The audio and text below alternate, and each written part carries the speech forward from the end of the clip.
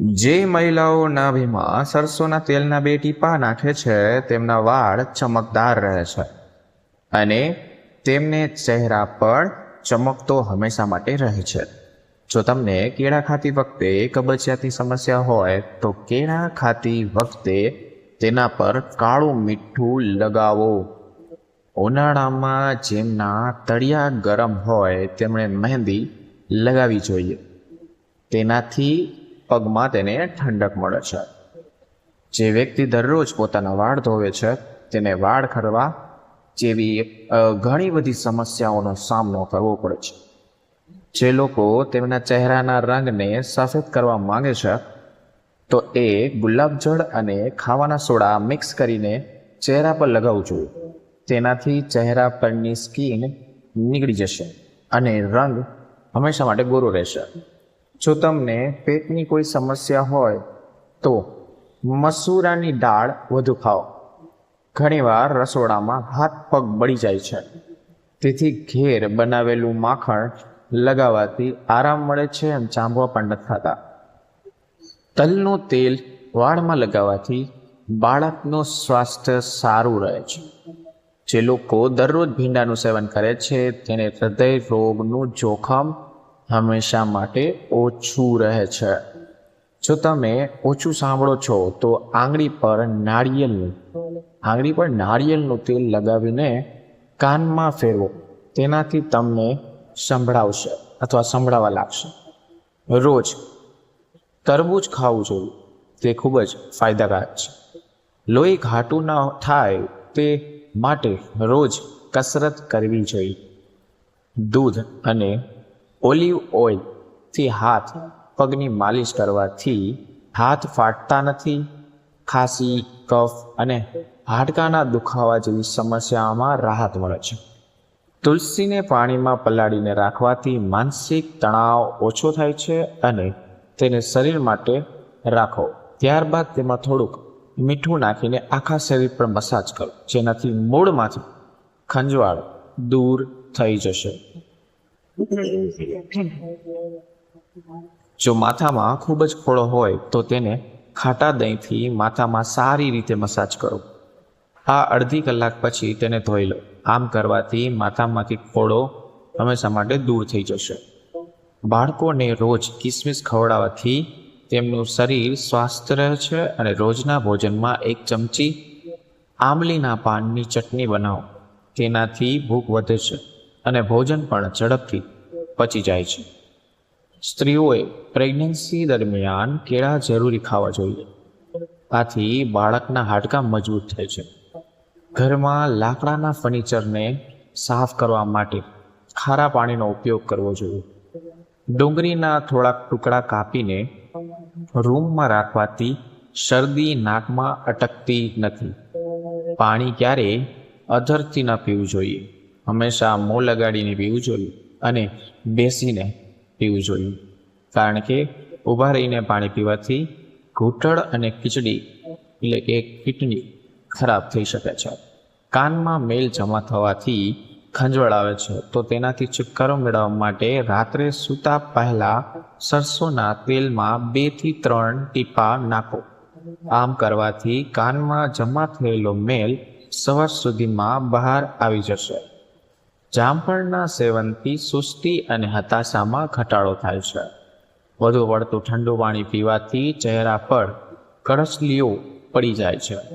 ફળો ખાધા પછી પાણી ન પીવું જોઈએ. આમ કરવાથી એસિડ બને છે અને છાતીમાં જલન પણ થઈ શકે છે. ધાણાનો રસ માથાની ટાલ પર લગાવવાથી માથાના વાળ ઉગવા લાગે છે. ઉનાળામાં પુદીનાને પાણીમાં ભેળવીને પીવો. તેનાથી તમારું પેટ સ્વસ્થ રહેશે. કાકડીનું સેવન કરવાથી હૃદયના ધબકારા સામાન્ય રહે છે. ખોરાક ખાધા પછી અપચો કે ખાટા ઓઠકારની સમસ્યા રહે છે, તેથી ડુંગળી પણ લીંબુ નીચોવીને તેની ભોજન સાથે ખાવું જોઈએ. તેનાથી અપચો થતો નથી. રાત્રે સૂતા પહેલા મોઢામાં એલચી રાખો. તમારા મોઢામાં ક્યારે પણ દુર્ગંધ નહીં આવે. જો તમને સતત હેડકી આવતી હોય તો એક લવિંગ પાણી સાથે ખાઓ, તેનાથી હેડકી બંધ થઈ જશે. જો તમારા લીવરમાં નબળાઈ હોય તો સવાર સાંજ સાબુદાણાનો ઉપયોગ કરો. લીંબુના પાનનો ભૂકો કરીને તેને સૂંઘવાથી માથાનો દુખાવો મટે છે. સવારે ઉઠ્યા પછી આંખો પર ઠંડુ પાણી છાંટવાથી આંખોની રોશની વધે છે અને મનને ઠંડક મળે છે. જો તમે ઈચ્છો કે તમારા ચહેરા તમારી ઉંમર કરતાં 18 વર્ષ જેવું દેખાય તો કોબી અને દહીંની ક્રીમ એકસાથે મિક્સ કરીને ખાઓ.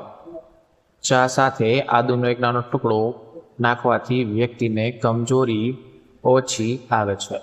માણસના વાળ સફેદ થઈ જાય છે તો અનારનો રસ વાળમાં લગાવવાથી લાભ થાય છે. ટમેટાનું સૂપ પીવાથી વજન ઘટે છે અને ચામડી અને આંખ માટે ખૂબ જ ફાયદાકારક છે.